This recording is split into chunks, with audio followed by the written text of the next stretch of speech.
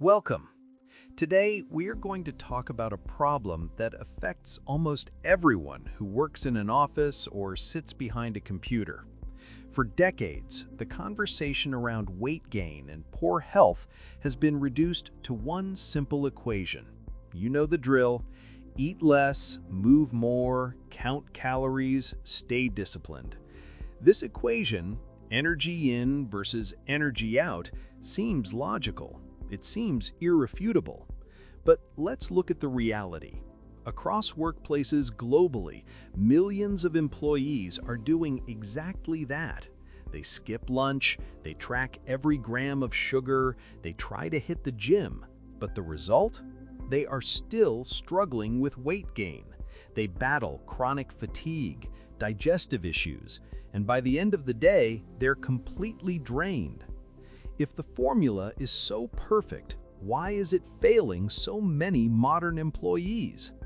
The answer we will explore today might surprise you. The problem is not calories alone. The problem is the conflict between human biology and the modern workday. We are trying to treat symptoms with diets without realizing that the very environment where we spend 8 to 10 hours a day is working against us. Let's start by dismantling a fundamental myth. What is a calorie? It is simply a measure of energy. But the human body is not a furnace where you just throw in wood. It is a complex biochemical laboratory.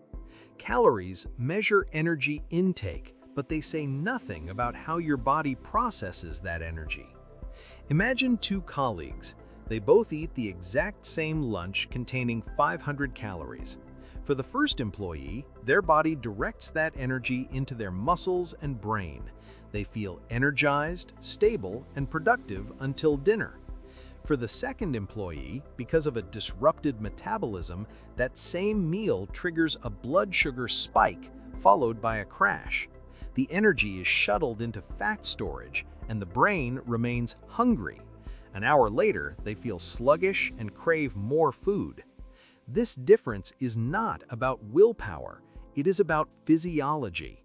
Research from global health bodies, including the World Health Organization, highlights that obesity and metabolic disorders are influenced by lifestyle patterns.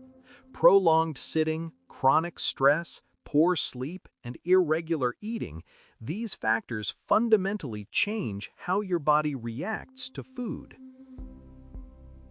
Let's look at the 4 specific patterns of the modern workday that, according to research, consistently interfere with metabolic health. Factor number 1: prolonged sitting and inactivity.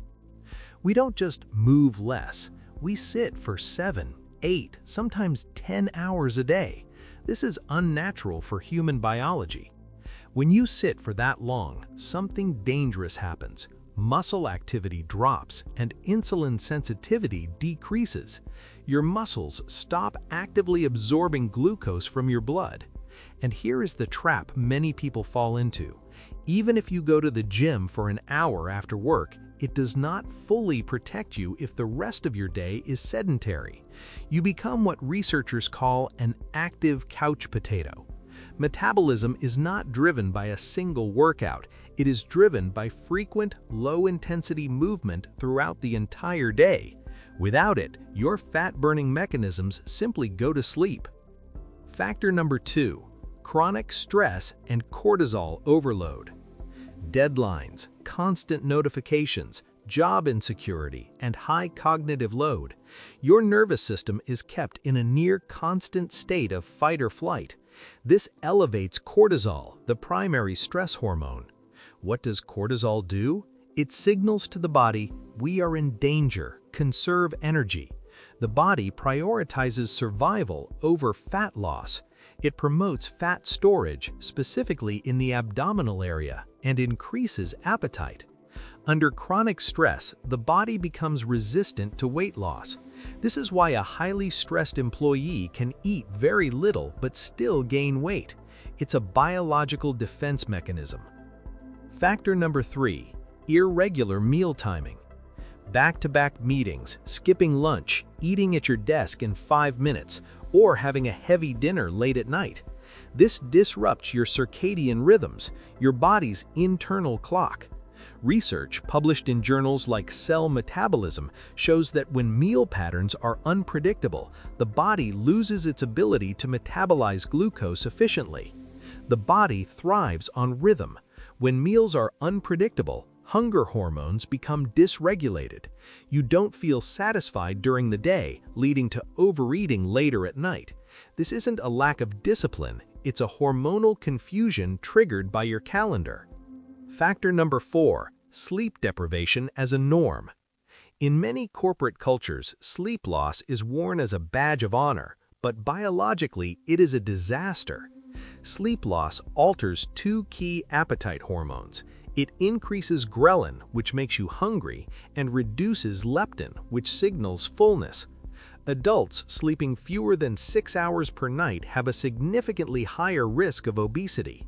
When you are tired, your brain demands quick energy.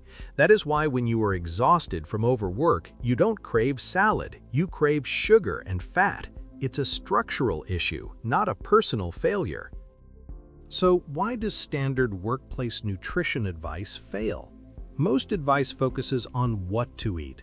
Very little attention is given to when, how, and under what physiological state employees are eating.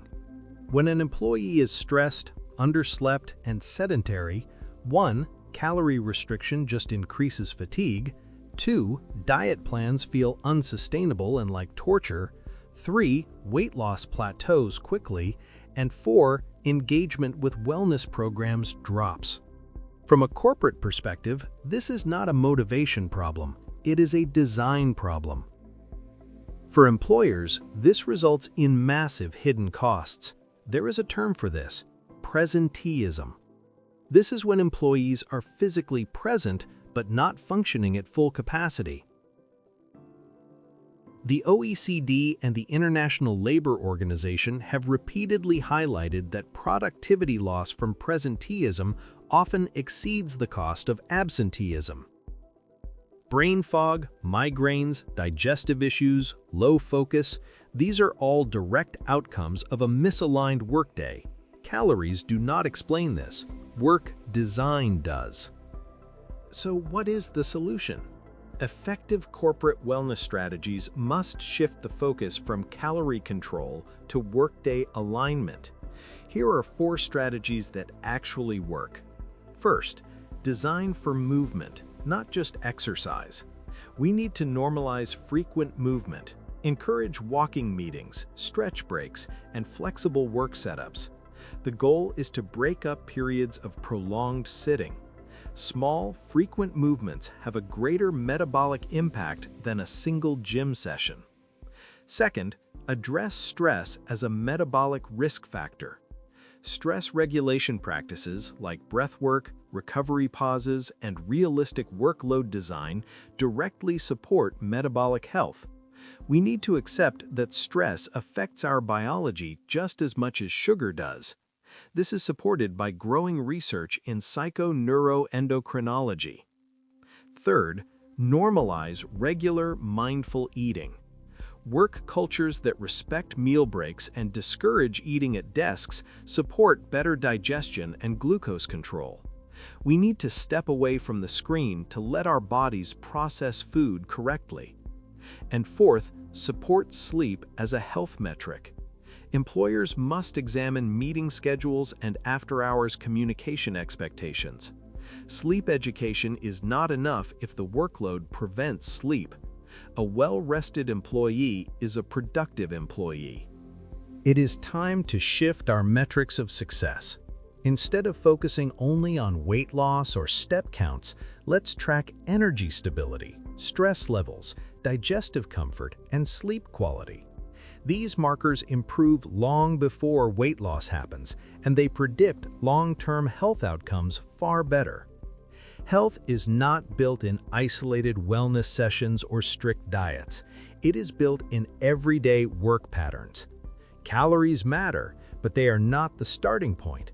The modern workday shapes how calories are processed, stored, or used. If organizations want healthier employees, better productivity, and controlled healthcare costs, the solution lies not in stricter diet rules, but in smarter work design. And that is where true wellness begins. Thank you for listening. Take care of yourself and your workday.